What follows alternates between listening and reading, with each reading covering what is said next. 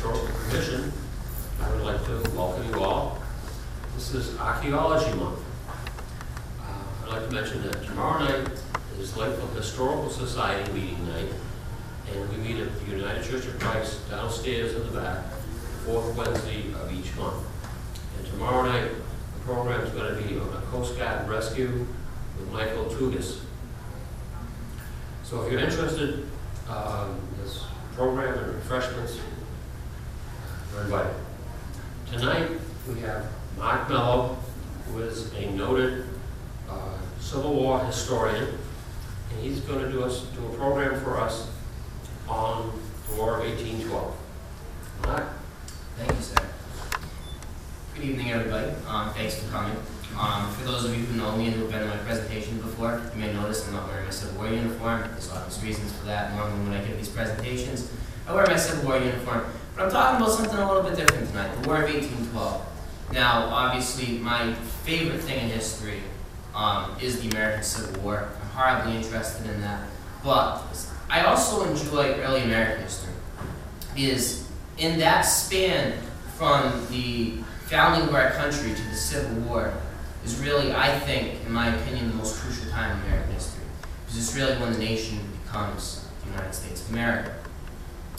With that being said, the War of 1812 is definitely a forgotten war.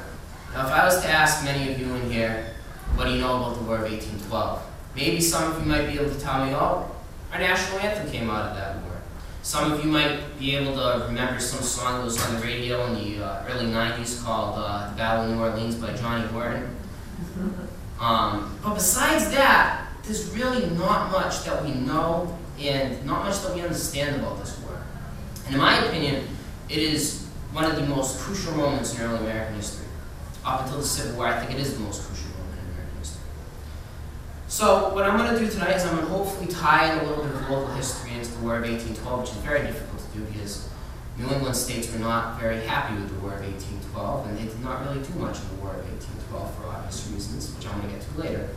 But I'm going to try and tie in local history into this. But I also want to prove to you the importance of the War of 1812, and why we should learn and why we should study the War of 1812.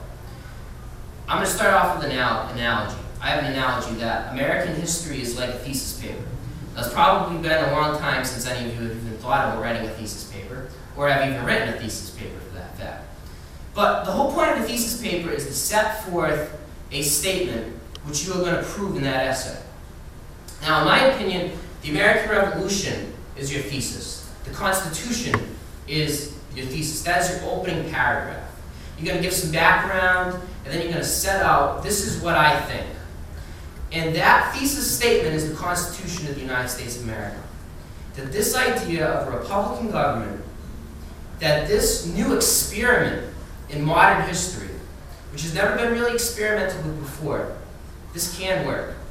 Because we have to put ourselves, like I like to say, we have to go back and we have to look at things through the perspective lens of history. We can't look at it as we do now, where most of the world is, my laptop's not behaving, but most of the world is now become a democracy, and there's not as many, clearly, obviously not as many monarchies or anything like that. So we have to look back on this time when mostly all of the governments in the world are monarchies. And to have a democratic form of government, this Republican form of government, where people are going to be represented by their own, sort of. It's really revolutionary. But in any good thesis paper, the most important paragraph, in my opinion, is the first paragraph that you write after the thesis statement. Because in that first paragraph, you have to prove that what you are saying, what is my laptop doing? That's annoying. You have to prove that what you are saying in that thesis statement is true. And in many ways, it is the most important paragraph because if you do a bad job at explaining yourself in that first paragraph, people are going to look at you and they're going to say, well, that's a little poop. This is ridiculous. I'm not going to bother going on and reading the rest of this paper. So up until the time of the War of 1812, we really have no major proof. And why is my computer shutting down? Okay, that's cool. Let's check this thing out.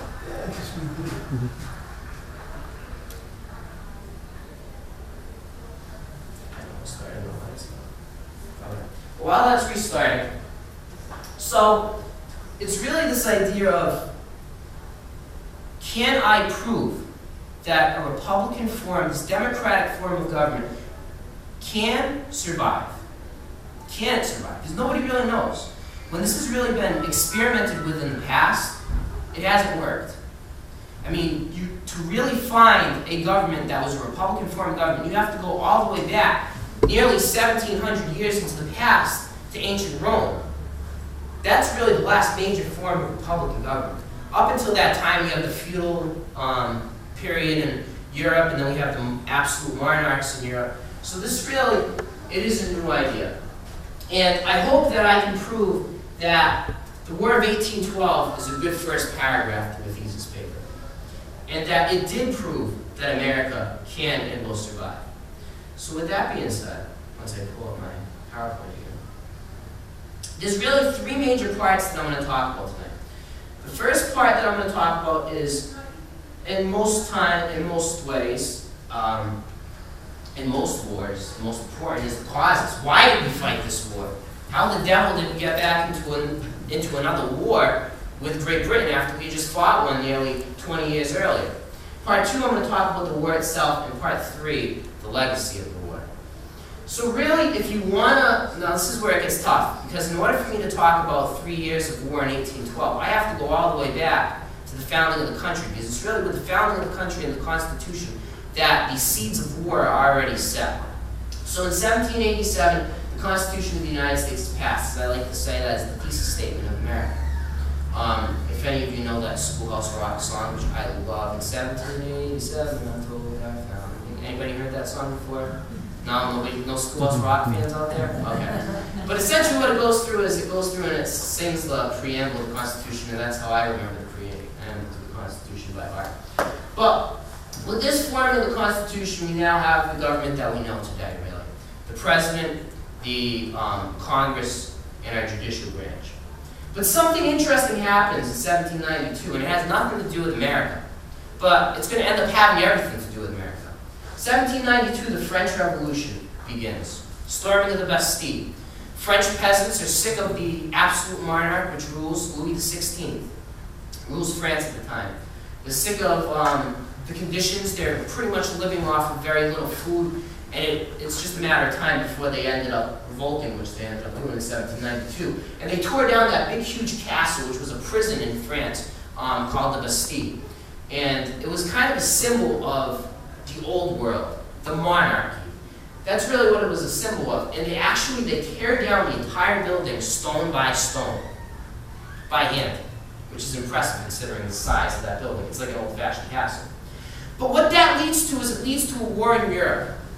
Because now we have this new French government which has arrived, which has come up in France. And this new French government is founded upon the ideals of democracy.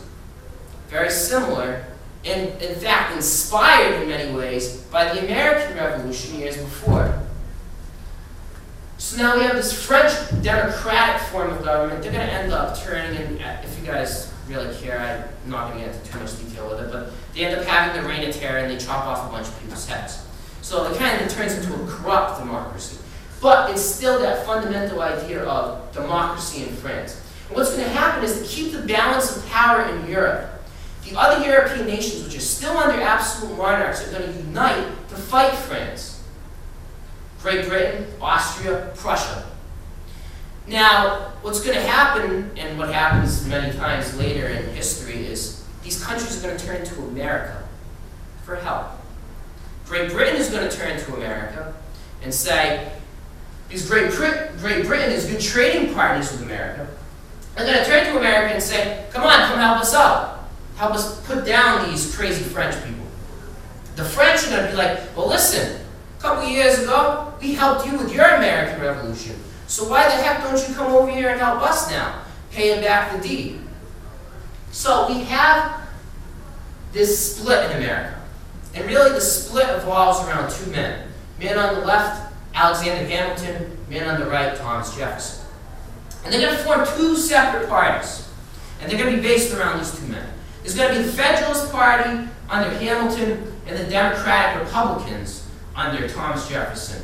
They don't really have anything to do with the Democrats or Republicans. But the Federalist Party is centered around the ideal of a strong central government. They like that whole strong central government idea. And with that comes support for Great Britain. They are the ones who want to support Great Britain in this. The Democratic Republicans under Jefferson, however, are kind of that small government, weak central government, strong state governments. We can already see the seeds of the Civil War being formed right here, ladies and gentlemen, by the way. That's a story for another day. And they are kind of really hardcore Democrats. Not Democrats in the sense of today Democrats, but Democrats in the sense of republicanism and this idea of people running the government, and not a few select people running the government, but everybody running the government. And as a result, they are going to support the French and their ideals. So we have this huge gap of what the heck do we do? Do we support the French? Do we support the British? President at the time, George Washington, our first president of the United States, obviously. If you did not know that, I might have to slap you. Because that's bad. But then again, they do reports on people in high school and how most people don't even have any idea who George Washington is, which is really depressing to me. But George Washington in 1794 comes out with the Neutrality Act. What the Neutrality Act pretty much says is, not my problem. None of my business. This is a European problem. I'm not going to get involved. I'm going to stay neutral in this thing. I'm not going to pick sides. But there's a problem with that. Because you can never really be neutral. Because when you're trading with Great Britain and France, well, what are you trading with Great Britain and France many times? You're trading cotton, tobacco, arms in some cases. So if I'm giving arms to the French government, now I'm helping the French fight the Great Britain, fighting the British. If I give Britain cotton for their textile mills, which are beginning to spring up with the Industrial Revolution, well, now I'm helping them against the French. So there's this whole mess of, and it's the whole pointing fingers thing that's going to happen in Europe is, you're helping them, why aren't you helping us? And then it goes back and forth. So you can never really be neutral. That's an important thing to remember for today, too, in the modern world.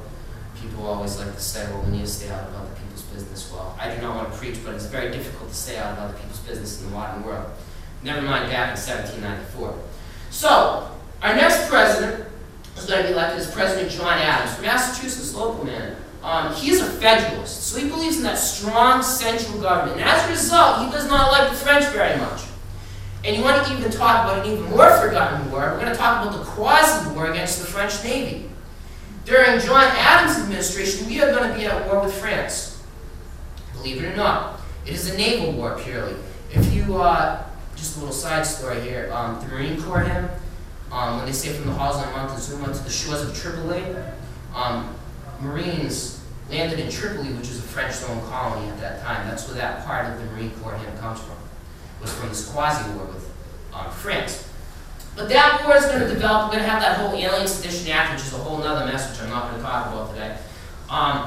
But the problem that we see now is that the French Revolution is starting to die down, in a way. And the French army marches into Paris and takes over control. And the man leading the army is, perhaps I'm sure you all know him, Napoleon Bonaparte I. Napoleon is going to centralize the government. But what he's going to do is, he has this whole idea of expanding the French Empire. He wants to expand the French Empire, expand French wealth across all of Europe. He kind of wants to have, I don't want to say a new world order, but he kind of wants to conquer all of Europe. He's a very power-hungry man. I kind of like Napoleon because I like people like this in history who just go in there and take stuff over, because I think it's kind of cool how they do it in the study, but he's kind of an iffy man in history. But what's going to happen is, we're going to have another war in France. This is getting really confusing, and I'm sorry, but this is the only way I can do it. And in this war, the British Navy is really running short on sailors. And the reason why they're running short on sailors is because a lot of British sailors are going to America to get on the whaling vessels over in New Bedford, going to Gloucester in the fishing industry, because there's more money in America than there is in Great Britain. So a lot of these British people are sailing on American ships. British don't like this at all because they need these men to fight. So they're going to start this policy of impressment. Impressment is the act of coercing somebody into governmental service.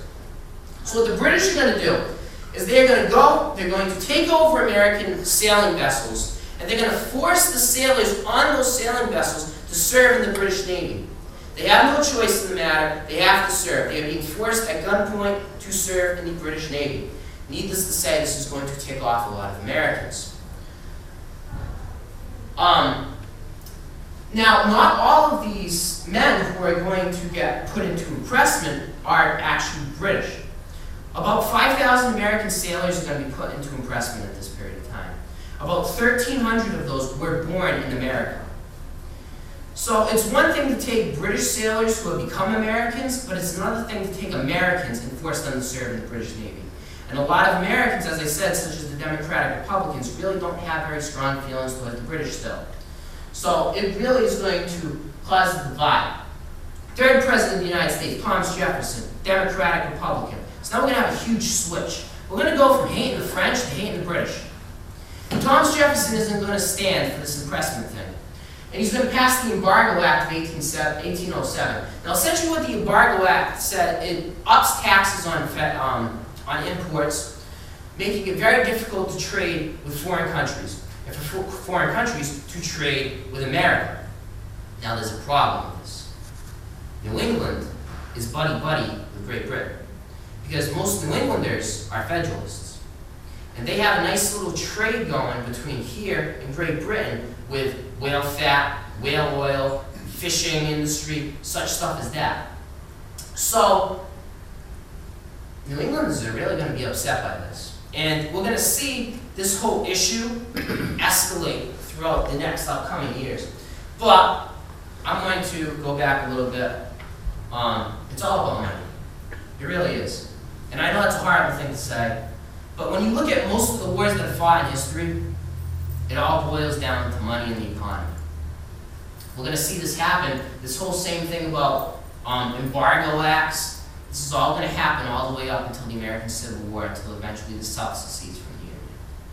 So it's just this whole system of taxing people, which gets New Englanders very upset. It backfires, it ends up backfiring, and it's going to hurt Americans more because it's cutting down on the trade. The American government economy is going to start to plummet.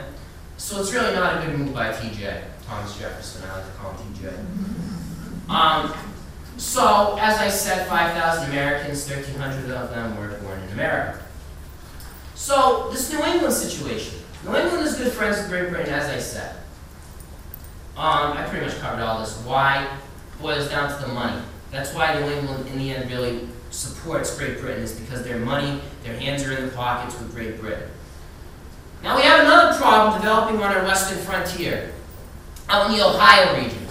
We have this chief of the Shawnee tribe. His name's Tecumseh, which, if you're interested, means shooting star, panther across the sky. I love Native American names like that. I wish my name was shooting across the sky. That's a different story. I'm a little weird. But, and Tecumseh, there is this whole prophecy thing of how the white man is going to come in and take over, and how there's going to be one great last warrior that's going to fight them. And Tecumseh sees himself as that man.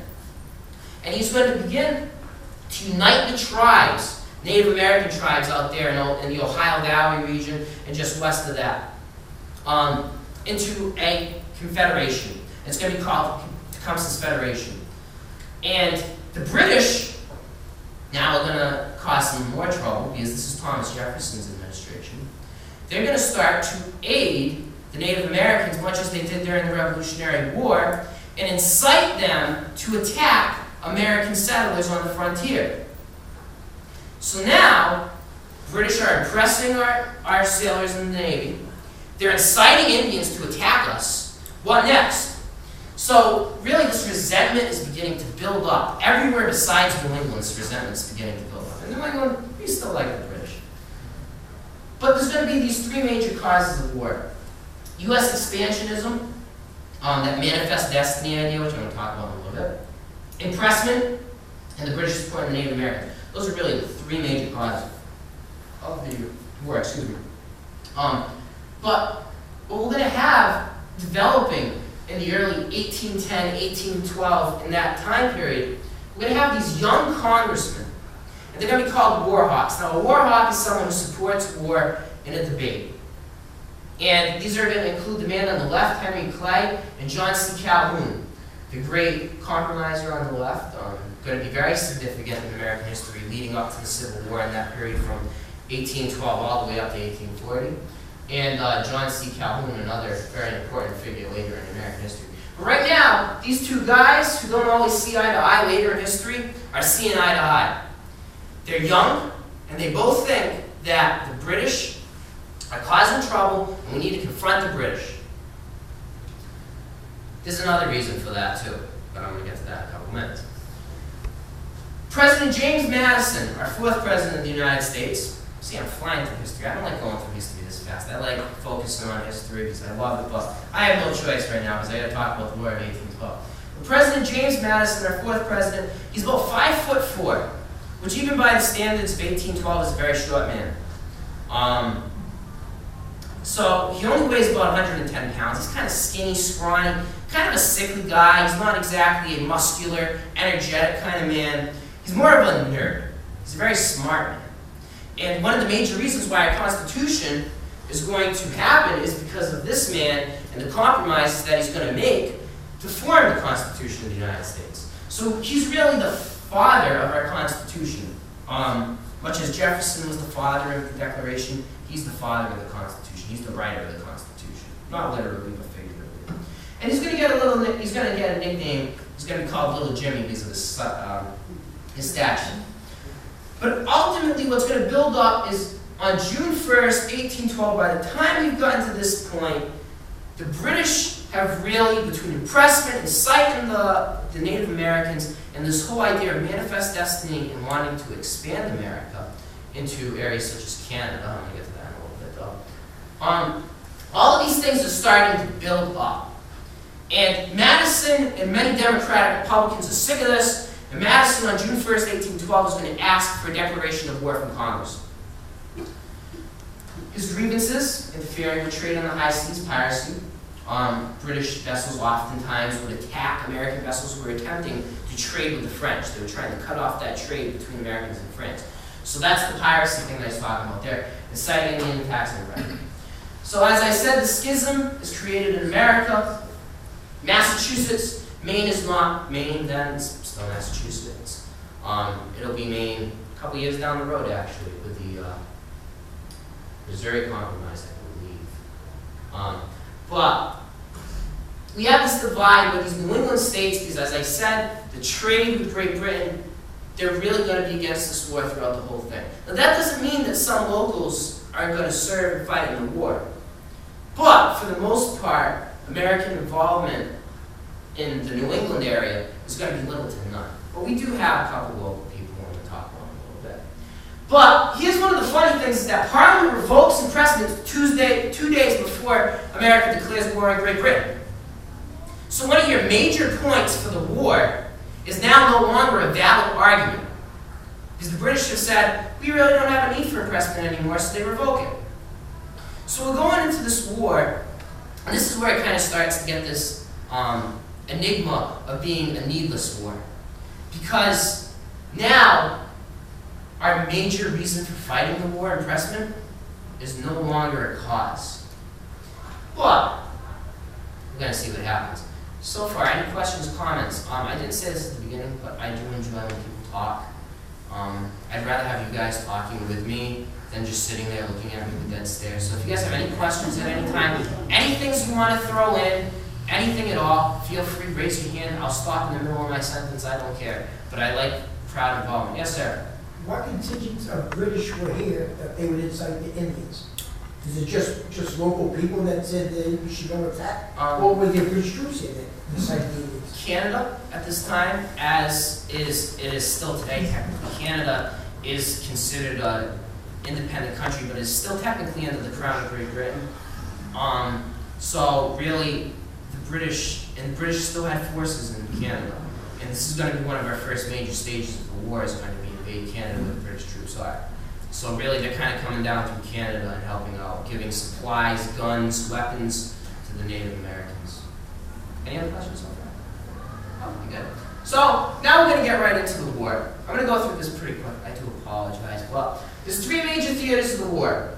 We have at sea, which is primarily in the Atlantic Ocean. We have the Great Lakes and the Canadian frontier region, and we have the Southern States region. And I'm going to kind of systematically go through each one of these major theaters. First thing I want to talk about is one of the first moves by the British is to blockade America. They're going to set up, you can see those little triangular things that go right down the coast. I love this new clipper, by the way. I got this for my birthday. I love this thing. It's so cool. It's got a little laser and stuff.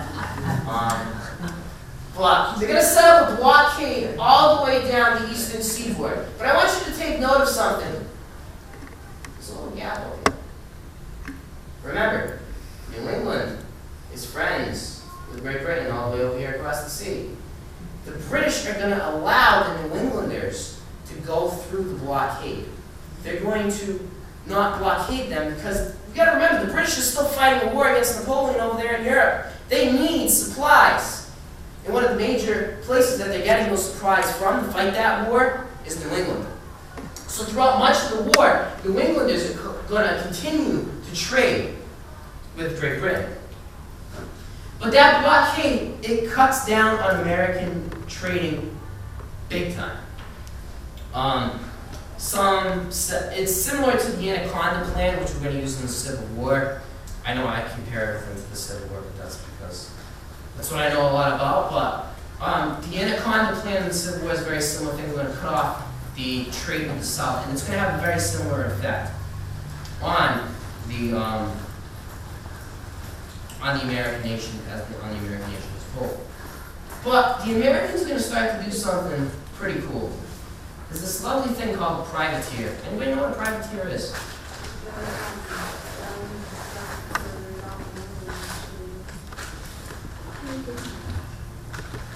Not quite. Anybody else got an idea what a privateer is? Nobody? No? Privateer is a nice word for a pirate. Privateering has been around since pretty much ancient Rome, ancient Greece. It really gets its big thing during Queen Anne's War in the Caribbean. What's going to happen during Queen Anne's War in the Caribbean is European governments are going to be fighting over Caribbean nations. They're going to be fighting over control of them for their colonies. And what they're going to do is, instead of sending in their actual navies, they're going to hire individuals to get a crew and to go and harass the other one's shipping industry. The seeds of the Caribbean pirates, which we now know today, is set here. So what happens is, at the end of Queen Anne's War, all of these guys who are being paid by these governments to commit acts of piracy are going to be unemployed. So what do you think they're going to do? They're going to keep on being pirates, but now instead of being sanctioned by governments, they're going to attack the governments which at one time paid them. So that's where the Caribbean pirates. That's a little sidetrack. I'm sorry, I get distracted sometimes. But what America's going to do is they're going to develop a very similar policy. They're going to hire privateers. Most of these privateers are going to come out of Baltimore, Maryland.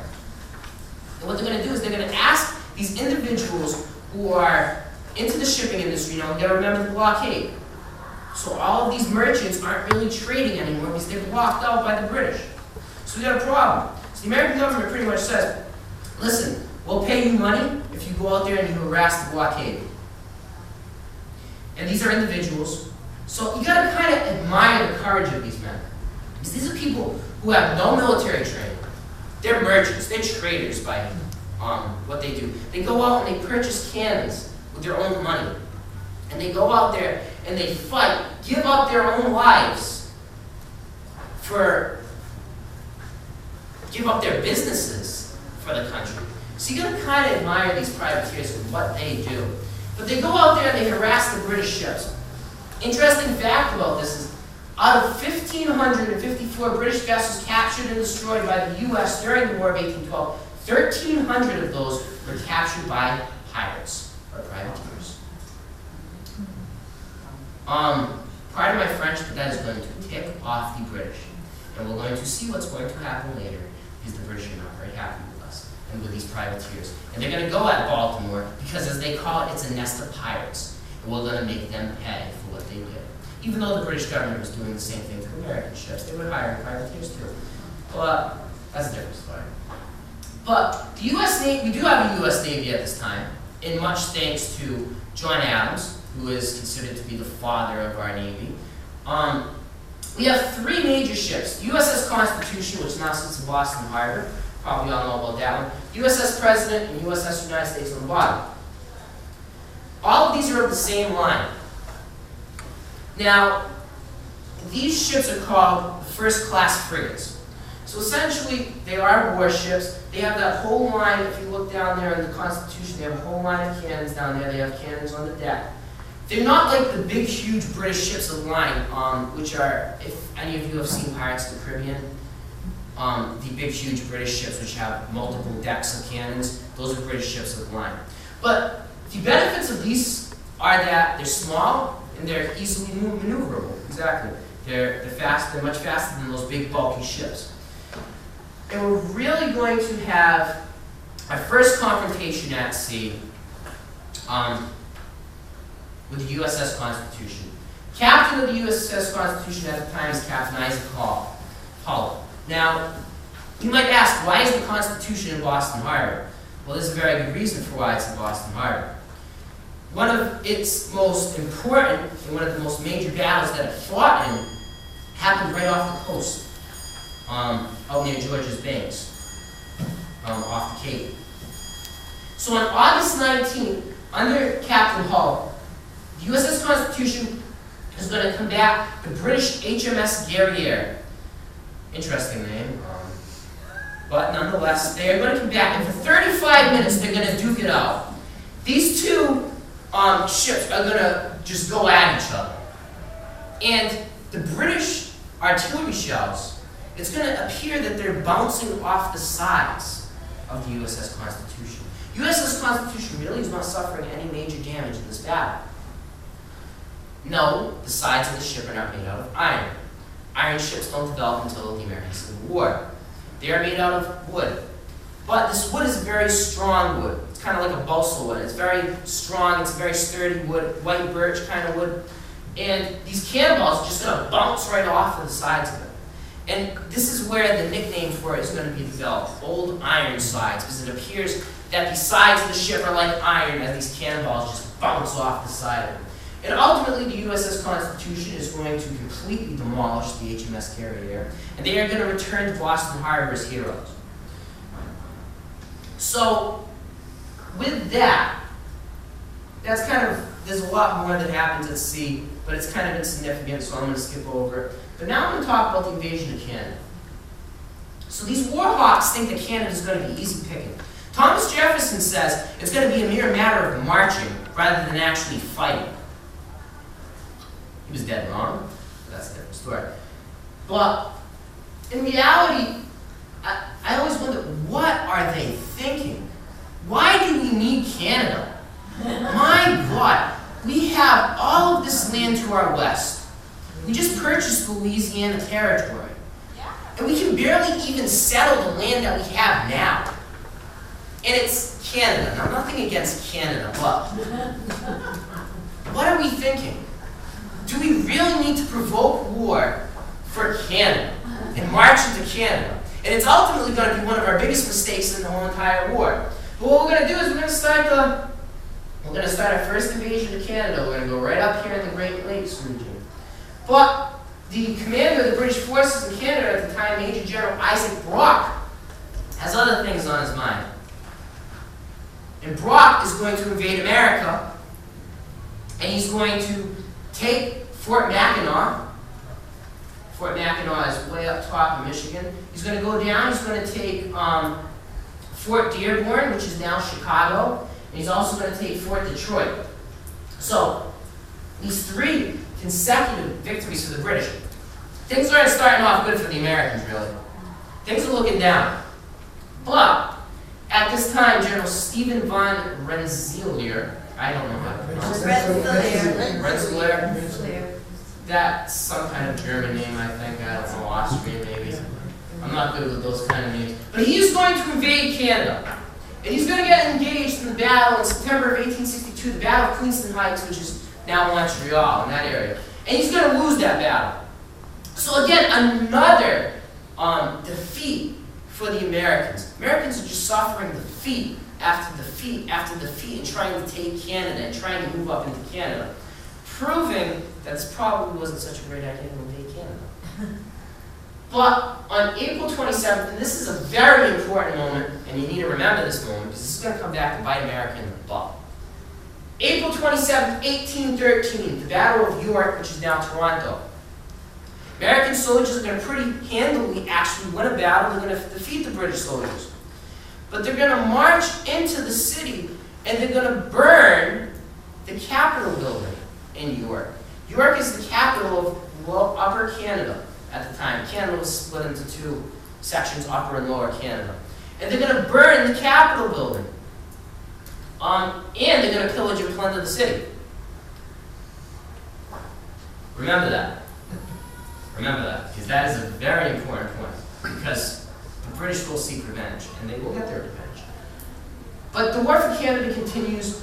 Americans get some victories at the Battle of Fort George, on the Niagara River, but they also suffer defeats at Lake Battle of Beaver Dam. So really what we see is the standstill in Canada. Really hasn't achieved anything. We thought that we were going to march right into Canada and take it over.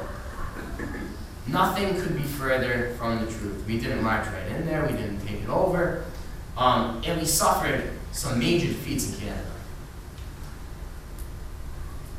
Any questions on that before I get done? William Henry Harrison will take the canoe. Comments? Anything? We're good? Okay. General William Henry Harrison, later President William Henry Harrison, he's really going to be one of the major components on fighting these Native Americans on our western frontier. He is going to be the man in charge of combating this Tecumseh Confederation, this Tecumseh Federation, which is formed with the Indians. Excuse me. But this has actually happened before the War of 1812, when United States soldiers combat Native Americans at the Battle of Tippecanoe near the Tippecanoe River. And at this battle, this is where William Henry Harrison is going to get his nickname, Old Tippecanoe, because of his great service which he has here, and ultimately the victory that he wins at that battle. But the Tecumseh Federation is still strong, and in the War of 1812, now the British have even more reason to help the Native Americans. And the British are just continuing to funnel in those supplies right down to the Native Americans. And ultimately, things are really going to come to a head at the Battle of Thames. And at the Battle of Thames, ultimately, Tecumseh is going to get shot. He's going to be killed. And with Tecumseh dies the Confederation, essentially. Because the Native Americans begin to realize that this is a losing battle. We're probably not going to defeat the Americans. And they begin to slowly see there are still remnants of Native Americans which will stay hostile. And will remain hostile until 1870, for goodness sakes, even later than that. Rightfully so, in my opinion. But that's a different story for another day. But the Native Americans are slowly going to begin. This is really the slow decline of the Native American population. Because now, after the War of 1812, now look at that. But we're going to focus on the Great Lakes now. And the Great Lakes, which to my amazement, I never really realized this until I was watching a show on the History Channel, where how big the Great Lakes are. Where if you're standing in the middle of the Great Lakes, it's like an ocean. I never realized how big it was. But in Lake Erie, there's going to be a major naval battle between British and American forces. American forces are under the command of Captain Oliver Hazard Peary. And the name, not there yet. So what's really going to happen is they're going to face off. Now, this is something unbelievably cool, which I figured out how to do on PowerPoints. I am so excited. And I can't wait to use this and other things. But apparently on PowerPoint, you can animate slides. So this is my attempt at an animated battle now. So forgive my nerdiness as I do this, but I may play this through a couple times because I think it's so cool. But what's really going to happen is we have 4 major ships in the lake. And then there's several smaller other ones, as you can see. These squares, the rectangular shapes, are the ships, red obviously being the British, blue being American. The Detroit is the British flagship. Now, flagship, if you're not familiar with naval warfare, that is where the commander of the fleet is. He's on his flagship, and from there he dictates what the rest of the ships do, using flags, using signals. So that's the main ship. The American flagship is the Lawrence. First thing that the British naval vessels are going to do is, those little circles of cannonballs, they're going to open fire on the Lawrence. I'm going to show you that one more time. They're going to open fire on the Lawrence. And the ship is going to become incapacitable. It's going to be completely destroyed. Now, we got to remember that Captain Peary is on that ship. So now he has nowhere to command his fleet from. So this picture that I showed you, this is of Captain Peary leaving the ship, which is sinking, and heading to the other major ship, the Niagara. And as he's leaving the ship, he's got this famous saying of, "Don't let those British people take the ship." That's paraphrased, and a nicer version of it. But he's going to tell the men, don't let them take the ship. And he's going to move to the Niagara. Now, with the Lawrence sunk, he's going to begin to advance his fleet forward. So now, what he wants to do is, the British have kind of put themselves in the predicament of putting their 2 big, huge battleships, the 2 major ships, next to each other. That makes you susceptible for surrounding. Captain Peary is going to recognize this. What he's going to do is he's going to sail his Niagara right up between the gap, one more time, between the gap and up, and flank him from behind. Meanwhile, a smaller ship, the Carolina, is going to fire upon the Detroit. Now what happens is, now the American ships advance, the smaller British ships are forced to kind of evacuate the situation. They have to get away. And the American vessels begin to advance, and they surround the 2 bigger ships. And when they surround the 2 bigger ships, they open fire, and ultimately they destroy the British fleet. Major, major, major victory for the United States. I cannot emphasize major enough. Because really here we have proven that our Navy can go up against the best Navy in the world. Because this isn't like the USS Constitution's battle where we kind of surprise attack the area. This is a civilized naval battle. They like to talk about civilized warfare back then. The honorable way, marching across the field, shoulder to shoulder. Well, this is the civilized way of fighting a naval battle. You square up your ships and you battle each other.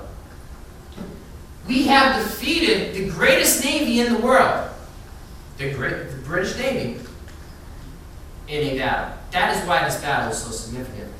And, needless to say, it kind of ups morale in the United States in this time period when we are losing a lot of battles.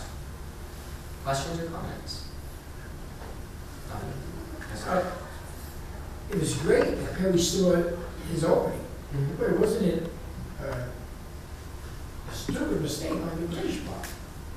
I mean, they're 2 ships. Why would they even allow themselves to get next to each other? Yeah. I mean, because you can't use those guns. The ones that are facing each other, you're using 2 whole banks of guns. Exactly. You got to keep them apart. And I think that part of the problem was that the British, in many ways, when they sunk the U.S. flagship, thought that the U.S. fleet was going to retreat, and they didn't think that they were going to. So they kind of.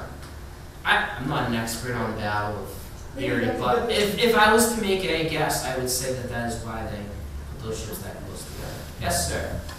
I read a book, I don't know, maybe I'm wrong, but what Peary did was he sailed into a small area, anchored his ships in a line, and the British sailed in next to him. What he did, and what the British didn't know, was he had dropped a stern anchor and a bow anchor, so they were lined up. And I think how he got the movement was he waited till both sides of both ships are destroyed, and then he cut the bow anchors, his ship swung around, and now he had all new broadsides to get it. I believe that's what I read years ago in a story about him, right? And that's how he got the ship. You know, in other words, those ships would line up and destroy the port and starboard sides, and that's how he did it. He swung around. That makes sense. I don't know, maybe I'm wrong. No, that makes perfect sense. Absolutely. As I said, I'm not an expert on the Battle of Lake Erie. But that does make sense. Thank you for that. Well, maybe they got together because there was time to party. It's the British. Yeah. I'm not. It's the British. I mean, it's possible. Anything's possible. Any other questions or comments? I like this conversation. No? Anybody else? Okay. I'm going to talk about Uncle Sam, because the seeds of Uncle Sam and this whole idea of an Uncle Sam are really set in the War of 1812. There's this man, he's called Sam Wilson. He's from New York. He's a meat packer. And he's one of the major suppliers to the U.S. Army for food, meat rations for the Army. And on those barrels are going to be stamped, on barrels that he packs the meat, EA-US. Somebody's going to ask, well, what does that stand for? Well, Sam Wilson was known by another name, Uncle Sam. People who knew him like to call him Uncle Sam. So they said that the ES stood for the contractor, Albert Anderson, and the US stood for Uncle Sam. So this whole idea of an Uncle Sam is supplying the good boys with food begins to develop. Now this whole I want you thing doesn't come around until World War I. That's when this whole iconic Uncle Sam's picture of him. Actually, during the Civil War, Uncle Sam looks more like Benjamin Franklin than this.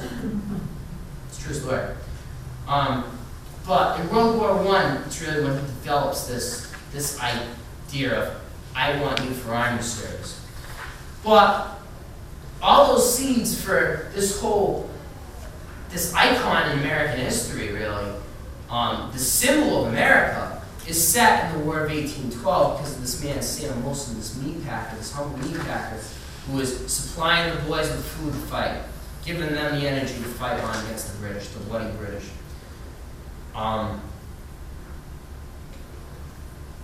That's about it for Uncle Sam. Any questions about Uncle Sam? So, in early 1814, we're going back to Europe, because Europe is very important in this war. Napoleon is defeated for the first time. Never fear, ladies and gentlemen, he will be back. And he will get defeated again. Why they put him in exile on an island where he can escape, I haven't figured that one out yet, but Napoleon, in exile, escapes, gets back, takes over France again, and is defeated at the Battle of Waterloo, but we haven't gotten to that part of history yet, but he's defeated for the first time. So now, the British, who have been fighting 2 wars, can now focus on America. Now, up until this point, the British have kind of been fighting this war with one arm behind their back. They really haven't cared about the American war. They're kind of like holding off the Americans long enough for us to defeat Napoleon, because he's really the big problem, because he can take us over. So that's really the big problem in this situation. Not the silly Americans, those silly little grebs out there in the woods across the sea. They're not really our problem. Napoleon is. But now once Napoleon is defeated, they can take those forces and they can now begin to ship some of those forces that fought against Napoleon over to America to now combat Americans.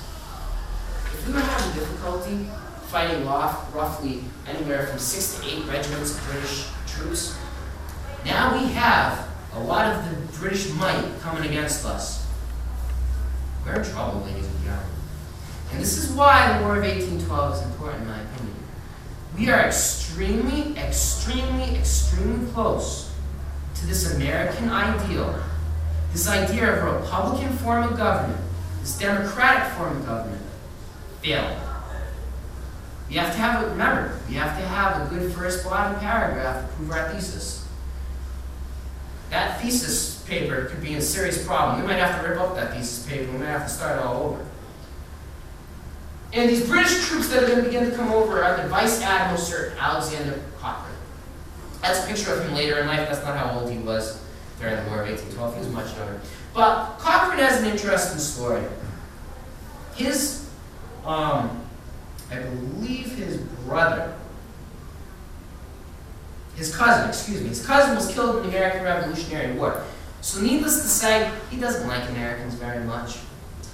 And he's going to take it out on the Americans in his tactics, so we're going to see this lovely gentleman do. And he's going to begin to sail over to America with a great British fleet.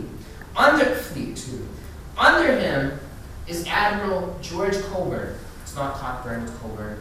I haven't figured that one out yet either. According to everything I've listened to, they pronounce his name as Coburn. I would have said it was Cockburn, but whatever. I want you to take a special important look at the background of this picture. Something is burning. And this man is responsible for it. I'm going to get there in a couple of minutes. The first move for British action is they're going to take this fleet and they're going to sail right up the Chesapeake Bay area. This is the beginning of our Stage 3, the Southern States Wars. And they're going to sail up there, and nobody really knows what they're going to do. They have two major points where they can hit. They can hit those damn pirates in Baltimore, or they can go for the capital of the country, Washington. Where they're going to go, nobody really knows. Yeah. But we have this lovely Secretary of War at the time, John Armstrong. He is one of those people that refuses to admit that he's wrong. That's me. Ask my friend James in the back, ask my girlfriend Rachel. I don't care if I'm dead wrong, because I'm dead wrong sometimes. I will argue till the death that I am right. I don't care. Even if they prove me wrong, I will still argue that I am right. John Armstrong believes that the British are going to go at Baltimore. He says that you guys are crazy for thinking that they're going to go at Washington. What is there in Washington? It's the capital. Baltimore is where all the pirates are. It's where all the industry is. They're going to go at Baltimore. They'd be crazy to go at Washington. They're not going to go at Washington. But nevertheless, it's kind of looking like they're going to go at Washington. And James Madison, the president, is going to appoint General William Winder to defend Washington in the Washington district, that area between Baltimore and Washington, that Maryland area in Virginia and into Virginia. And it begins to become completely clear and evident that the British are moving towards Washington. Even though Armstrong, Secretary of War, refuses to believe it. That's always a problem when the Secretary of War doesn't think they're going to go somewhere where they're probably going to go. Because he, for the most part, has most of the pull when it comes to Army and where the armies are going to go. But Madison pulls his commander-in-chief card and says, listen, we're going to concentrate all of our troops for the defense of Washington. I understand that you don't think that they're going to go there, but it's better to be safe than sorry. So we're going to concentrate all these troops under Winder near Washington. And he's going to make another important move. He's going to move all valued documents for safekeeping. A clerk, Steve Pleasanton, is going to be put in charge of this. Now, when the city gets ignited, if they had not moved these documents, our Constitution, our Declaration of Independence, our Bill of Rights, all of these documents which we hold so near and dear as Americans would have been completely destroyed most likely. So I like to point that out because that is a very good move by Madison, to have those documents, to have the foresight to move those documents, just in case something bad happens. And this clerk, Steve Pleasanton, is going to begin to pack up the Constitution. He has a very important job, and he's doing it with great dignity and respect. And as he's packing up these documents, Armstrong is going to come up to him. He's going to be yelling and screaming at him. He's going to tell him, why are you doing this? This is ridiculous. There's no need for this, right? Blah, blah, blah, blah, blah, blah. He's going to go on and on and on, very upset with him because the British aren't going at Washington, damn it. Seriously, it sounds like me. It really does. But Pleasanton very calmly is going to look at him and say, "Sir, it is more prudent to protect the documents." And he is going to ship them out of Washington. Thank God he ships them out of Washington. He doesn't listen to Armstrong. Major General Robert Ross, under Cochran, he's going to be in charge of land forces. That is an impeccable hat. The common, dashing, debonair British officer. Everything that you would imagine in a British officer. He's even good at what he does. He's a good military leader. And he's going to begin his invasion. And Winder, not so good of a general. Doesn't really have much military experience. He got that appointment because of political means, not because of his actual military means. Something that we're going to see very constantly happening throughout the Civil War in the Union Army. I'm on the Civil War again. I'm sorry, guys. I never on the Civil War. Well, Winder's going to march his troops all over the place. He doesn't really know where the British are going to go, so he's marching all over the place. He's tiring his men out, but ultimately he's going to make the decision to make a stand near Bladensburg, Maryland. His troops, raw, they're militia troops, not many regulars in this army, very few if any, are going to be charged with defending the city. Pretty much as soon as the British begin to advance. Now that is exaggerated. They did put up somewhat of a fight, but I couldn't figure out how to get that, so take my word for it. They did put up a minor fight, but what's going to happen is, the point that I want you to get out of here is I want you to watch these blue things. They're running. They take off. And these raw militia troops really don't put up much of a fight, at all against these British soldiers. In less than 1 hour, all American resistance is completely gone. And they are running towards Washington. And when I say they're running, there's a reason why it's called the Bladensburg races, ladies and gentlemen. It was a race to see who could get fastest back to Washington. The British troops are going to get heat stroke running after the Americans. That's how fast they're running, that the British troops are falling, not because of the battle. British only suffer like 1 casualty in the battle.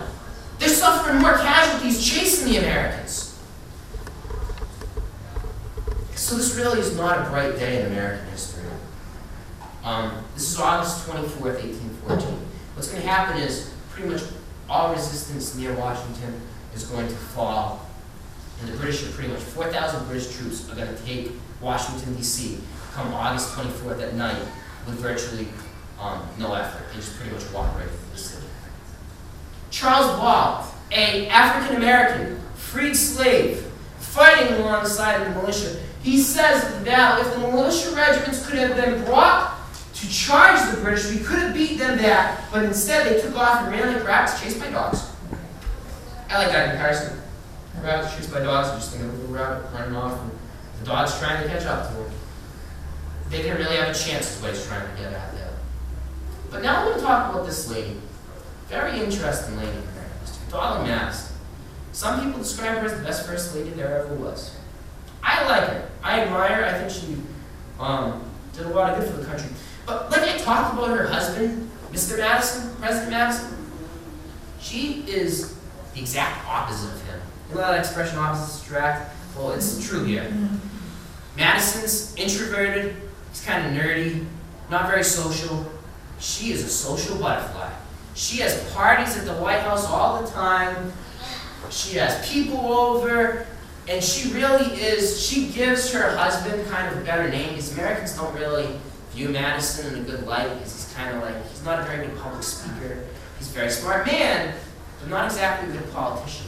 She is kind of that good politician for him, the one who goes out there and shakes hands and makes friends with people. But she's going to have a very important role in this day. I'm sure most of you have probably heard the story. She is going to be one of the last people to leave Washington, D.C. The courage it must have taken this woman to stay. She knew that 4,000 British troops are coming towards Washington, coming towards her home in the White House. And military soldiers ran out of the city before this woman left the city. But she's going to stay in the city. President Madison had left the city. He had gone out with the troops. She has no idea where her husband is. For all she knows, the President of the United States, her husband, could be dead. She doesn't know. But she's going to essentially take over Washington. She's going to see to the evacuation of Washington. And the thing that she's probably most well known for is she's going to have the portrait on the wall of our first president, George Washington, hacked out of the frame that it's in on the wall. She's going to roll it up and she's going to take it out of the city with her that she leaves. This woman is one of the last people to leave the city. And she's not going to leave the city with much time in between when the British arrived in the city. So she was very close to being captured. And the tremendous pride and courage that it must have taken from this woman, she showed a lot more courage than some men on that day, that's for damn sure. And I think that that is worth recognizing. That night, British troops marching into the city. They're having a grand old time. They're pillaging and plundering Washington. They remember something. What did they remember, ladies and gentlemen? The Battle of York, when we burned their thing. So what they're going to do is they're going to make a little fun out of it. British soldiers go into Congress. Obviously not the same Congress building as we have today, Capitol Hill. Not the same White House either. Much smaller back then. And it's not called the White House back then. It's called the Executive Mansion. It's not called the White House until, I want to say Teddy Roosevelt calls it my little White House. I'm pretty sure it's Teddy Roosevelt who calls it my little White House, and from there on the name stuck. But up until that time, it's called the Executive Mansion. The British troops are going to break into the Capitol building. They're going to set up a mock Congress. They're going to kind of mimic American ideals of republicanism and democracy. And they're going to hold a trial. And they're going to vote on whether to burn the building or not. Vote is unanimous. Burn it. They set a fire to the building. Capitol building is one of the first buildings to go down. General Ross, along with Mr. Cochran, man with the lovely fire burning in his background. Well, this is the fire that's burning in the background of his portrait. And he's arrogant enough to put that on the back of one of his portraits. I don't like that man very much. I don't usually give my opinions, but he's kind of a not nice man. He said that Americans are like little dogs, and when they misbehave, you have to slap them on the nose to make them behave. It's really not that good of a character, and I really don't like him, but that's okay. They're going to have dinner, and they're going to toast little Jimmy. They're going to have a little toast, and they're going to eat the president's meal that he's supposed to eat that night. Then they all leave the building. British troops throw torches into the building, set it afire. Virtually all of the city is going to be destroyed that night. The only one governmental building that still stands at the end of it is the post office. Remember that. Some lady describes it as, actually this is a newspaper, excuse me. No drawing room was ever as brilliantly lit as the whole city at that night. As flames broke through the roof of the Capitol, while lightning lit the sky. Remember the lightning lit the sky part, because there's a storm coming, and it's going to hurt the British. So I ask, is this the darkest day in American history? We've had a lot of dark days in American history. We really have. The parts that we don't really like to talk about. I like that unspoken part of history. I don't like that whole textbook history poop. Because most of the time what you learn about in history textbooks is not actually what happened. It's kind of the romanticized idea, like in the movies, like, oh, how nice. You know what I mean? But that's not really what happened. I want the hard truth realities of America. And when you look back on America, I love this country. I do. I truly do. But we've had some very dark times, including slavery and Native American expulsion. But in my opinion, this is one of the darkest days in American history. Because our capital, our symbol of our Republican government is burned to the ground. We have our president's on the run. His cabinet's on the run. All of our congressmen, God knows where the heck they are. Our army is completely defeated, wiped out. We have no army defending Washington. It looks like America is about to collapse. Again, this is why the War of 1812 is so important. Can we persevere through this? Well, I think you all know the answer to that. But I just have some pictures here, burning the White House, Madison.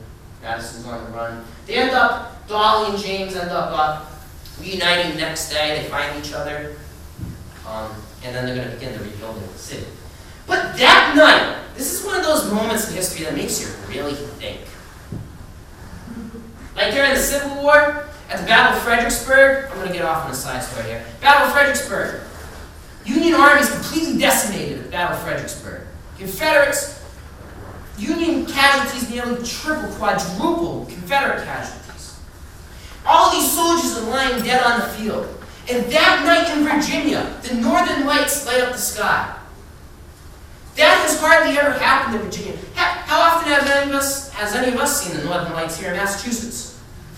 What are the chances of it happening in Virginia? Interesting. That night, a hurricane hits Washington. Okay, that's interesting. Hold on, it gets better. It gets better.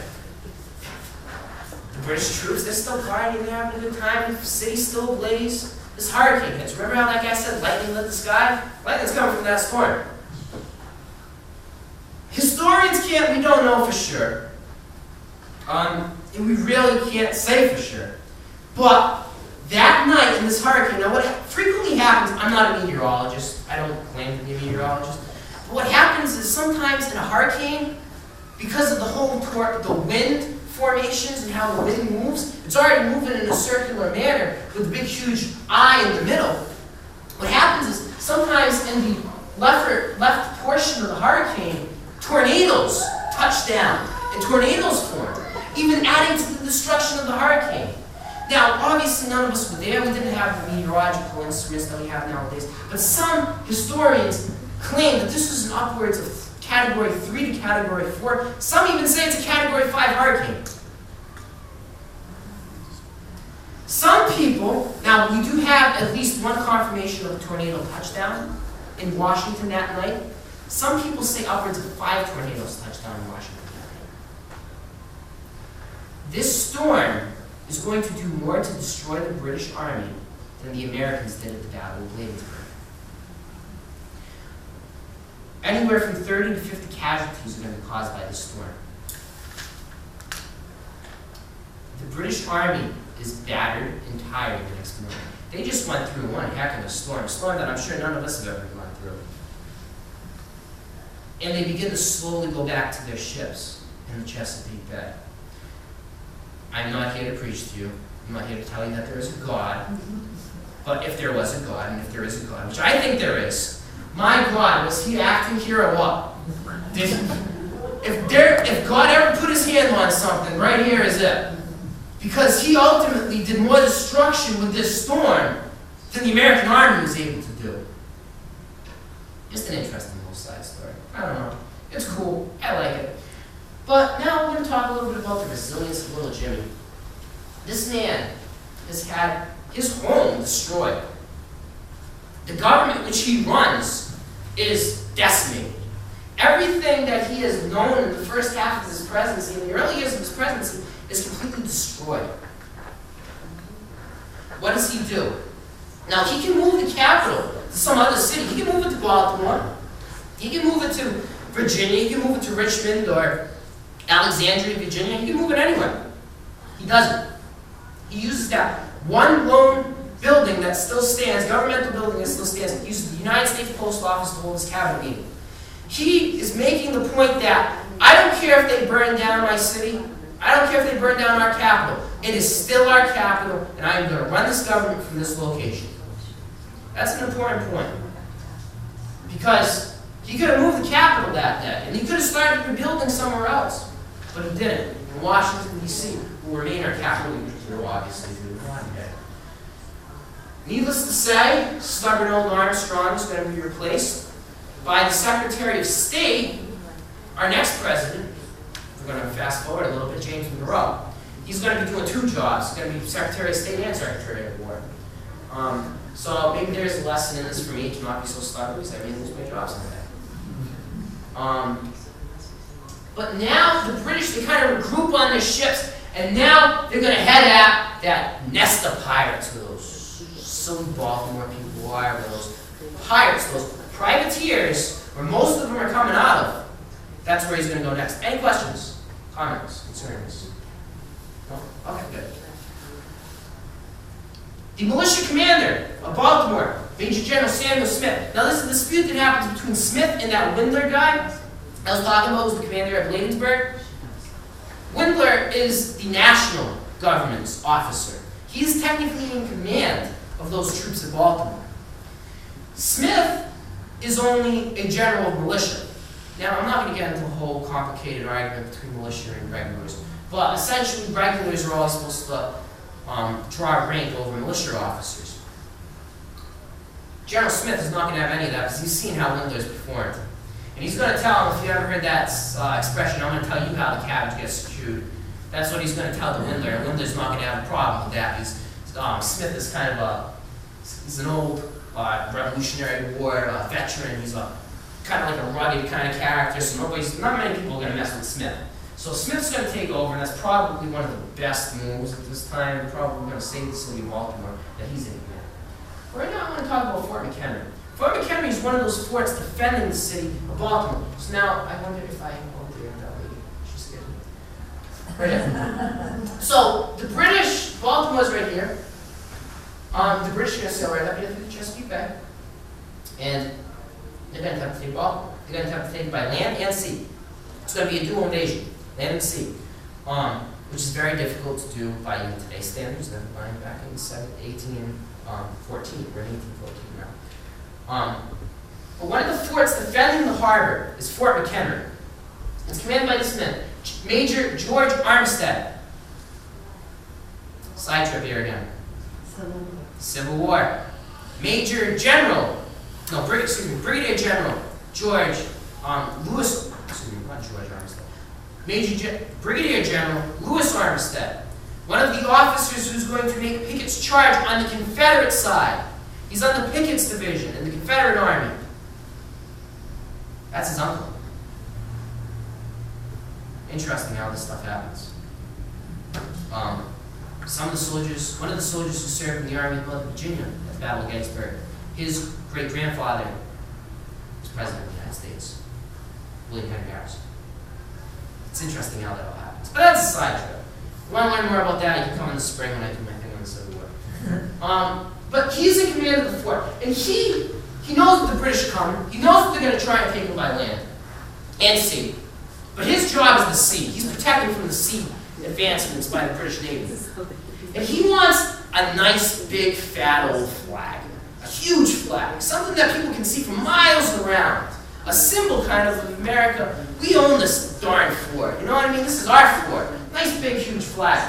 And he's going to go to a local lady, this lovely looking woman. Oh my gosh, she's so attractive, I guess you would say. She's a local seamstress, as I just heard out there. Yes. And he's going to request of her that to build a smaller flag and a larger flag. He wants a smaller flag for if there is a battle, he can have that up there in battle. But he wants, if we win this battle, I'm putting up a nice big American flag, kind of almost as a middle finger to the British flag. Right there, buddy, we still here. So he asks this lovely lady, Mary Pickersgill, for $574.44 back then, which is a lot of money back then. Make him 2 flags. The large flag is going to measure 30 by 42 feet. That is a big flag. You go to the Smithsonian, you may see this flag there in the American History exhibit. I've been there. So cool. So cool. Maybe it was my nerdiness, but I loved it, and I was like only like 10 years old. But 7 women, it's not just her, 7 women are going to help her like little servant maid people are going to help her build the flag. And they're ultimately going to sew this flag for Mary Pickersgill. The local populace is going to be very involved in protecting this fort. Local people, again, kind of a sign of patriotism. They go out and they dig trenches for the army. They go out, no pay, they're doing this on their own. They go out and they build trenches and earthworks and defenses for the United States Army to use. That's true patriotism right there. You don't need a reason. They're just doing it because they love this country, because they want to defend, probably more importantly, they want to defend their city. And they know that if the British take this city, because all these pirates come from here, they're probably going to meet a fate worse than Washington, if that's humanly possible. British fleet is sighted on September 11th. 4,000 infantry and Marines with 50 British ships. That's a big army right there. That's a sizable, not a big army, but that's definitely a sizable force moving against you. That would intimidate me if I was a Baltimore person. I'll tell you that much right now. Major General Robert Ross is still in command of the infantry. As I said, he's a brilliant military commander. He's going to be heard to say before this command, because people said that there's a lot of militia out there defending Baltimore.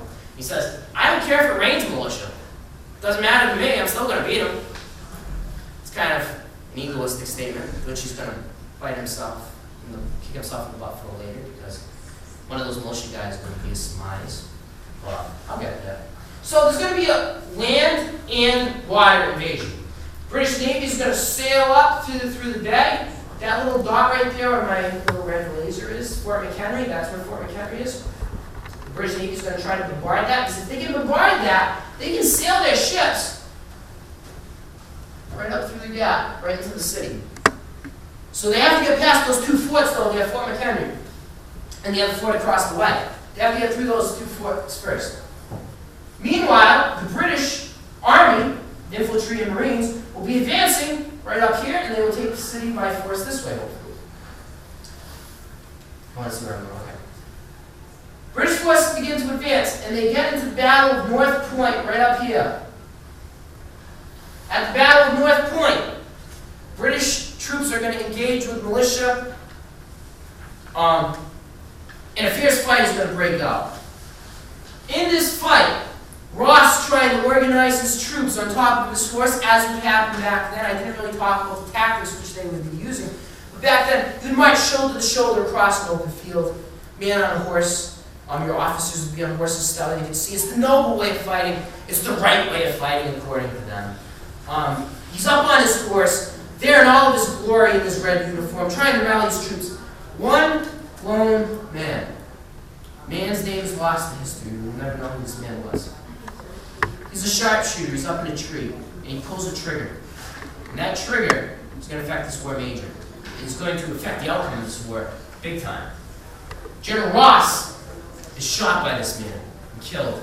That man who shot him, nobody knows. Most people thought that he was also killed in the battle. But the man who shot him definitely did the Americans a big, huge help by killing the great General Robert Ross. Colonel Arthur Brooks is going to take over. Brooks is kind of a very hesitant man. He's not as pushy as Ross. He's not as military. He's a very brilliant military mind, but he's not as pushy. And he's going to slowly, after this battle, American troops are going to fall back to their main defenses outside of Baltimore. And they're going to slowly inch their way back up. Because Brooke is very hesitant to get into trouble and to lose his army. He doesn't want to lose his army.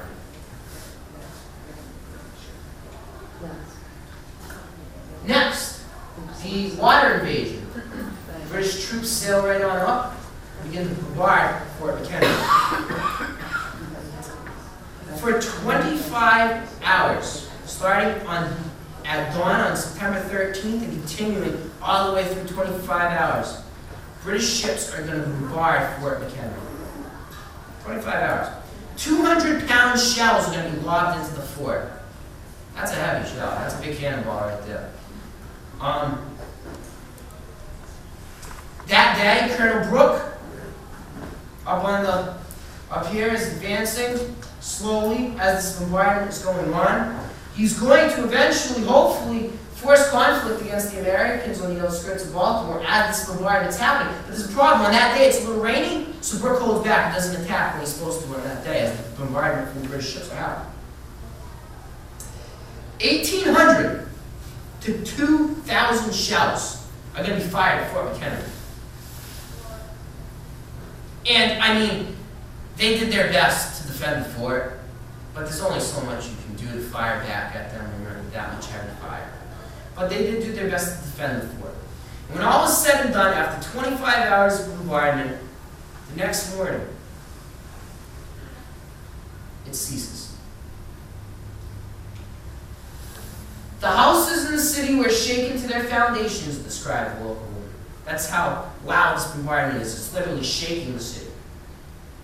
There was a young lawman on one of the ships, British ships. He went out to get a friend who was taken captive by the British on one of those ships. So he's out there on a British ship, taking in, helping to get his friend out of British servitude. Not out of British servitude, but out of British captivity. He is a Georgetown lawyer. He's 35 years old. His name is Francis Scott Key. When the bombardment starts, he's going to be held on the British ships. The British will not allow him to go back into the city, will not allow him off the ship. And he's going to watch this bombardment happen from a British ship, from the bay. He's going to watch it very, what's the word I'm looking for, very, man, I hate this when this happens. I can't think of the word I want. He's very anxious. Very anxiously he's going to watch this happen. As he said, he was not hardcore, like, go America, yeah! But he also cared for the country. And he didn't want it to fall apart. And he watches this battle happen very anxiously. He watches this constant bombardment. As night falls, the bombardment continues on through the night. He stays up nearly all the night watching that fort, hoping that the British don't break through. Eventually, when the British get sick the next morning of attacking, they realize that it's futile, that they're not going to be able to break into the city. They stop the bombardment. They begin to slowly pull out.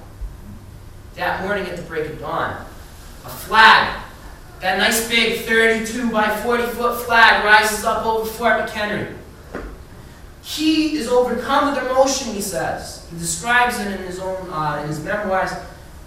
He's overcome with emotion, and he can't help. He screams. He gives a big cheer, like, yes, we did it. And he wants to write it down. He wants to write down his feelings. So he takes out some paper out of his pocket, and he begins to write down the first words to this poem that he's going to write. Oh, say, can you see by the dawn's early light what so proudly we hailed as a... He begins to write this down.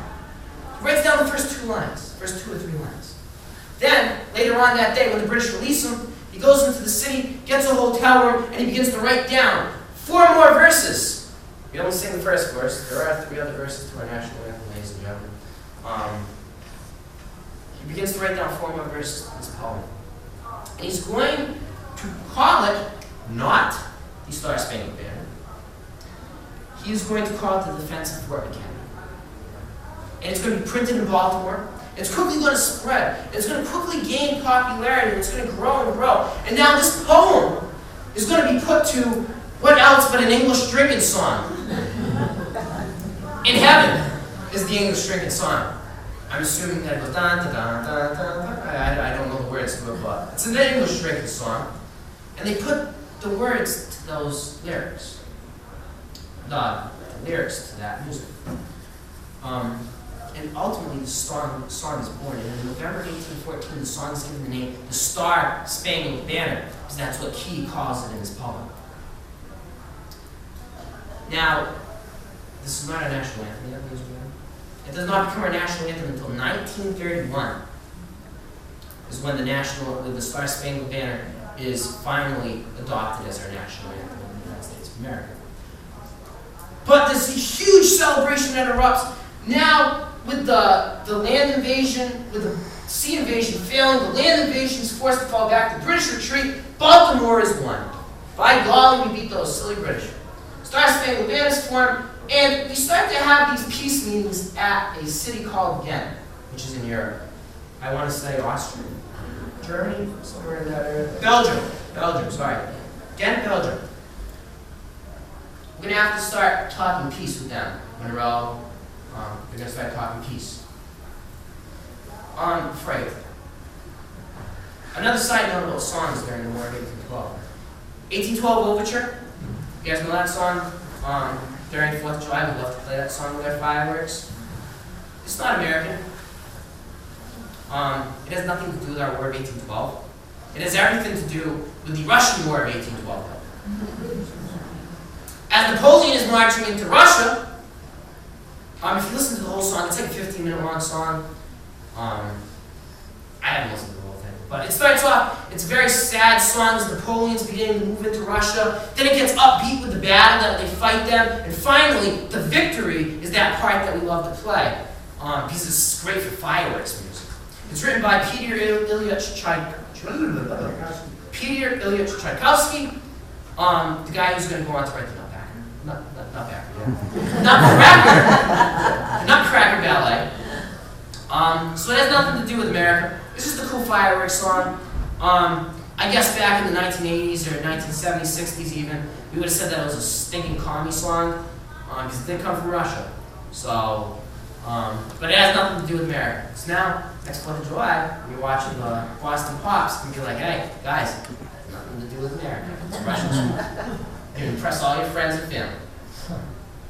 Secession, secession, secession. No, I'm not talking about the Civil War. I'm talking about the War of 1812 stuff. And I'm not talking about the Southern states. I'm talking about New England. New England is meeting Hartford, Connecticut in 1814 to discuss the prospects of secession from the United States of America.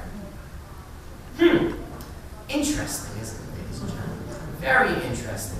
Because 50 years down the road, when Southerners try and do this, oh my God, Northerners are going to have a fit. New Englanders are going to be like, you can't do that! Oh, in 1812, you tried to do it too, so. That's a different story. I'm not going to go there. But they're going to meet in Hartford, Connecticut to discuss secession. These are those Federalist people. Remember that, because this is going to get those Federalists in trouble in a couple of months. Any questions? Comments, concerns? Nothing? We're doing good. Okay. Before I get to this, I'm going to talk a little bit about local history in the war. As I said, there's not much of it. Because really most New Englanders in the area were in the shipping industry, they were in the sailing industry, or they were farmers and they didn't give a two hoots about what happened. Certainly New Bedford people would be very hard pressed because they were in the shipping industry. People in Lakeville and Middleborough, Lakeville's still part of Middleborough at that time. Mostly farmers, I mean, for the most part, so they're kind of keeping to themselves. It's really that whole idea of your world is your town. We don't have Facebook, cell phones, computers, Facebook, all that crap that I don't like. We don't have any of that. So the world that you know is where you can get on a horseback in a day. It takes unheard of amount of time. It takes like months to get information across the country. Never mind to try and get something from Great Britain. That's why we never knew that the British appealed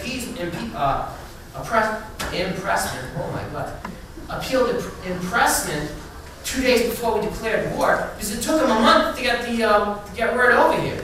We didn't know that they did that. So very similarly, your local people, your local government. This is kind of the seeds of the Civil War too. You feel more loyalty to your local people than you do to the nation as a whole.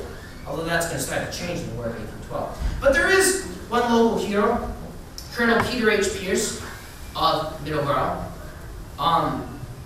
I cannot tell you this for certain, but I am going to conclude that this is why Pierce Road over there in Lakeville is named Pierce Road. It's named after the Pierce family, I am assuming.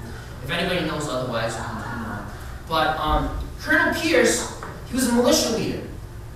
And the British actually landed right over in Plymouth during the War of 1812. And he was going to march militia troops from this area. Now it's very difficult to find out the names of these people, who they were, and who served, because there really weren't records of who served in the militia, for the most part. There were, but only to a certain extent. It's very difficult to find those records, and I do apologize that I can't find them. But he's going to march local troops over to Plymouth to combat the British soldiers there. They're not going to get into a fight, but he is going to be there in case the British do decide to push into Massachusetts. So that is one of the rare circumstances with Colonel Pierce, and the Pierce family has been big in Lakeville and Middleborough. They're kind of a well-known family throughout history of the towns.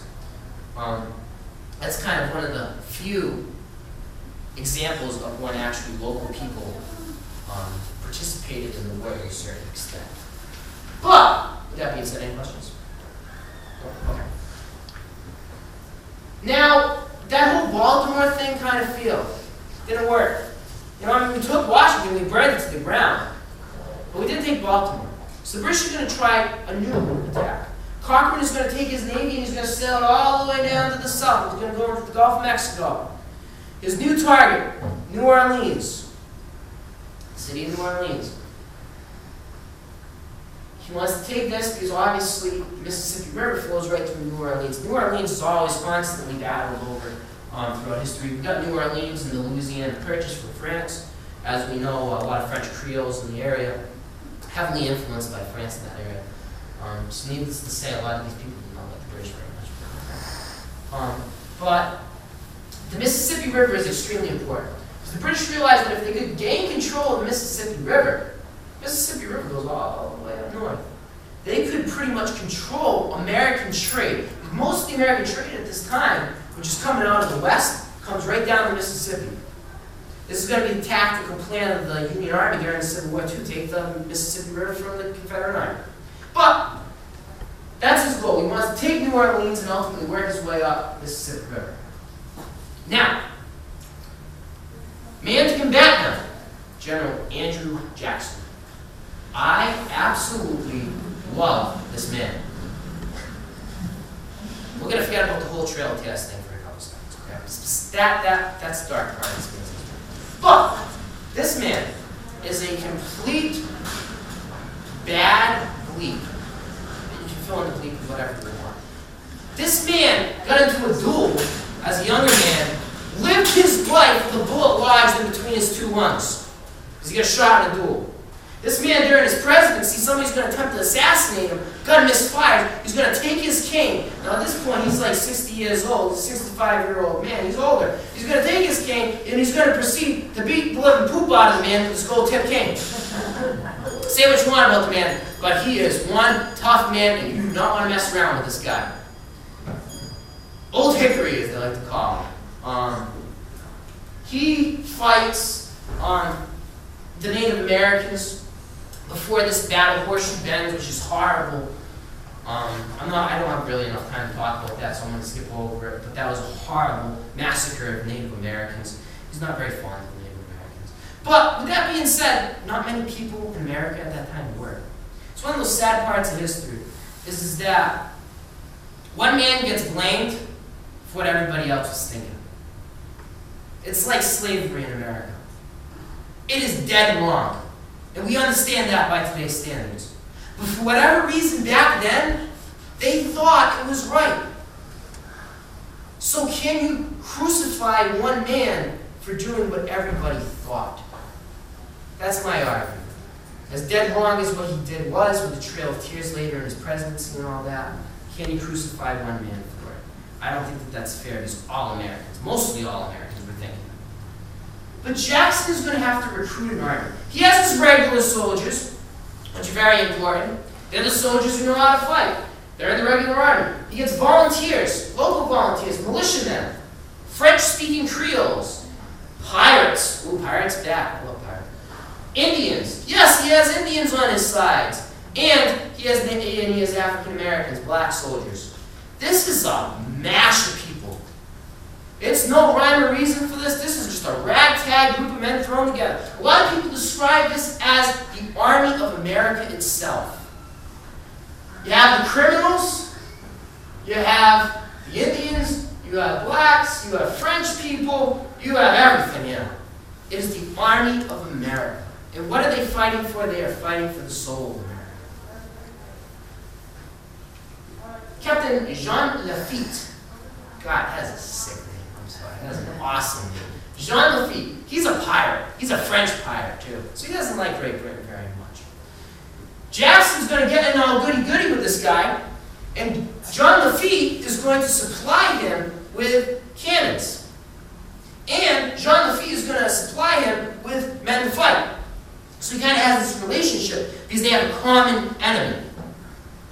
The British is their common enemy.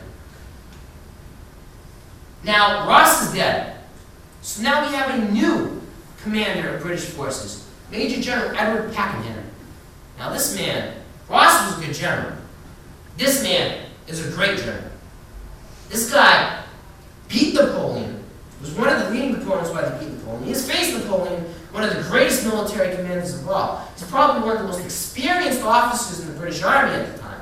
And he is sent in to help Cochran to take New Orleans. British troops are going to begin to move in, and they're going to land just outside the city. And when they land, and they begin to swarm there, Jackson is going to be heard to say, "By the eternal, they shall not sleep on our soil." And he will do his best to aggravate the British as much as he can. He's going to attack them at night in their camp, surprise attack them. Now this is not civilized warfare, ladies and gentlemen, like the British think that you should be fighting. It's like the Revolutionary War all over again. They were so mad at us because we fought behind trees and stone walls and stuff. But in the end, if you want to beat an army, like the British Army, the greatest army in the face of the world, you're not going to beat them on open fields. Jackson realizes this, like we realized it during the American Revolution. We're not going to really beat them on open fields, standing up and fighting the civilized way. We got to hit them when they're least expecting it. That's what Jackson's going to do. And he's going to aggravate them and constantly aggravate them to the point he's going to take 1,500 men. He's going to attack the British camp at night. USS Carolina, which is a U.S. shipper, obviously. United States ship, that's what USS stands for, if you didn't know that. HMS stands for Her Majesty's ship, if you do not know that, or His Majesty, depending on who's the king or queen of England. But ultimately, the American troops are going to be pushed back. But what this does is it keeps the British thinking. Are they going to attack us at night? Are they not going to attack us at night? Keeps them going. But ultimately, here is one of the true ironies of the War of 1812. December 24th, we're going to meet, as I said, we met in Ghent. We're talking about peace, and we're going to come up with a treaty. And we're going to sign a peace treaty. The war is effectively over on December 24th, 1814. Now, remember what I said about communication, though. This is not going to reach America for at least another month, if not a month and a half. So, Jackson's down in New Orleans facing off against Pakenham, and they have no idea that peace has been declared. Interesting. The Battle of New Orleans is going to ultimately develop. Any questions? So, questions, comments, concerns? Jackson has 4,000 untrained troops.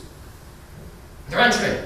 But what he does is he puts them behind the military defense. He puts them in earthworks, is what we like to call them in military terms. And he anchors his flanks on a swamp and on the Mississippi. The reason why he does that is because he does not want the British to flank him. He is going to force the British. The only way that the British can get to the city is by marching straight through his lines. I mean, they can try to get through that swamp, but good luck, buddy. I mean, probably not going to do that. Or they could do the more obvious thing and try and march around him and go around him. But that almost makes a little bit too much sense. So, what ends up going to happen is Pakenham, this great general, this civilized general, is going to send in his ranks of troops straight at these defensive American positions. He's going to have one of his officers take his men up. This is going to be the main battering force on the right, 8,000 British troops. He's going to hit the flank, left flank of Jackson's line. Hopefully he can break through over here on Jackson's left flank. He's going to send another attack here.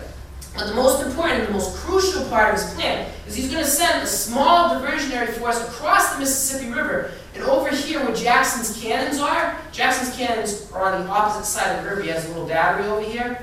He's going to take those cannons and he's going to turn them on the American lines. Early in the morning on January 8th, 1815, he's going to send those troops across the river. But the Mississippi doesn't behave with him. The currents are going to push him down the river. And those troops are never going to reach the opposite side of the river until late in the morning. Things are already starting to slowly fall apart for the British. Jackson's lines are parapet. They're parapet walls. They're very high. The only way that you're going to scale those walls most likely is if you have ladders to get up them with. So, a British detachment is in charge of bringing those ladders to the front. They forget the ladders. Whoops. Ah, man, I knew I was forgetting something. They have to go back to the rear, get the ladders, and they have to come back. In the meantime, Pakenham has to order his advance. He's not going to wait much longer. He orders his advance in the early morning, and things start to fall apart on him. Hopefully he doesn't know that the ladders never reached their position. He doesn't know that that silly unit of men were probably going to get chewed out after the battle and forget the ladders. So he orders the advance when it's supposed to go off, thinking that his soldiers have also taken the United States gun cannons over here. And they have allowed us to scale the walls. Whoops! British High Command quickly falls apart. Like I said, these British officers, they like to ride into battle, as do most officers at the time on their horses. Right-wing commander, which is the major point of attack, the point where they're supposed to break through the American lines, the commander of that flank, Major General Gibbs, is going to get shot, mortally wounded. He's going to go down. Some of his inferior officers are also going to go down shot. Nobody knows who's the commander of the right wing now. Mayhem breaks out on the right wing. They almost break through, though, on Jackson's left. Just pointing that out. They almost do break through. And at some points, they actually do get into the fortifications, but the Americans do push them back. General Keane, who's the commander of the British center, gets killed. Then, General Pakenham is going to get shot twice, and then he's going to get hit by a round of grape shot. Grape shot's like little, like grapes almost, in a cannonball. And they just explode like a shotgun almost a canister shot in Civil War. And he's going to be hit. He's going to go down mortally wounded. A great British commander, probably one of the greatest British commanders in all of the Army. Certainly in the Americas, but almost in all of the British forces, is now dead. Nobody to command the British forces. And Jackson's lines are holding strong. The artillery is doing what it's supposed to. It's wiping out stacks of British at a time. The lines are holding good, minus a couple of breakthroughs here and there. They really are holding. Americans, 13 dead and several dozen wounded. That is a lopsided victory, if you ask me. And the important thing to remember is, this is going to hit the news. But this is going to get to Washington and Massachusetts and New Jersey before the peace treaty gets there. So the first thing that people read in the newspaper is, General Jackson wins great victory at the Battle of New Orleans. British troops completely decimated and pushed back. And then, 2 or 3 days later, in the newspaper comes, America signed a peace treaty with Great Britain. War over. Jackson just won the war. He did it in one stinking battle. The guy's unbelievable. And that's kind of one of the reasons why he's going to get elevated to the position that he does, and he ends up becoming president, thanks to the Battle of New Orleans. When we're done with this, I'll play the song, The Battle of New Orleans. I love that song. Johnny Horn, great song. So 9 days later, the peace arrives, and Jackson looks like he's going to war. So the Treaty of Ghent, what does it do? Not much. It's pretty much like a status quo antebellum, which means that pretty much everything that was before the war is still in place after the war. There's really some minor territorial disputes which they settle in here. Impressment, though, which was the major cause of the war, is no longer a problem, so we don't have to solve that in the peace treaty. There's one loser. Native Americans. This is what's going to happen. This is going to confirm manifest destiny. And Americans are going to continue to push west. And as Americans continue to push west, the Native Americans are going to continue to get pushed west. And eventually it's going to come down to almost the extinction of the race of the Native Americans. So, unfortunately, that is one of the downsides of the War of 1812, is that the only real losers are the Native Americans. Questions? Nothing? That's good? Okay. So the legacy of the war, what? So, I talked about this whole thing. What does this mean? What is the point of this? Why should I care? It confirms manifest destiny and will lead America into a new age. That idea that America is destined by God to conquer this continent, to move west, to touch the Pacific Ocean, to see the lands of Lewis and Clark. We are destined for that. Which is going to lead to some problems down the road as we continue to expand west. Slave state or free state? Slave state or free state? Civil War, maybe. Hint, hint, hint. Prove something major. America can survive. We have proven. Our capital has been burned. Our dignity has kind of in many ways been pushed down into the dirt. We've been pushed, we've been battered, we've been beaten. But you know what? Those British didn't get the best of us. We didn't really beat them, but we kind of did beat them again. So that first body paragraph in that thesis paper has now become a strong one. That we can meet adversity, we can meet troubles, but we can still persevere and push on. Now obviously that thesis paper is only strengthened later on with the American Civil War, when the country divides on itself, with World War I, World War II. But that first important body paragraph, that first important piece of proof, the War of 1812. It sparks an economic period in America, a good economic period. And it's called an era of good feeling. America is prosperous. We do good. It helps to build up the economy. Industry begins to build in the North. Federalists in New England, who had pushed for secession, are now traitors. So the Federalist Party ultimately dies. This is going to lead to the development of the Whig Party, and later the Republican Party in 1856. When the Republican Party starts to come into power, but the Whigs first. So, in my opinion, for what it's worth, this is a turning point in American history. Because up until this point, there has been no proof that America can survive. And this is it. Two men's legacy. James Madison, we never talk about this book, man. Even though he created our Constitution for us virtually. And some people argue that he didn't do a good job in the War of 1812. Getting us into the War of 1812 was a mistake. I kind of agree with that. The War of 1812 was a mistake thing. But nevertheless, he was able to persevere through it all.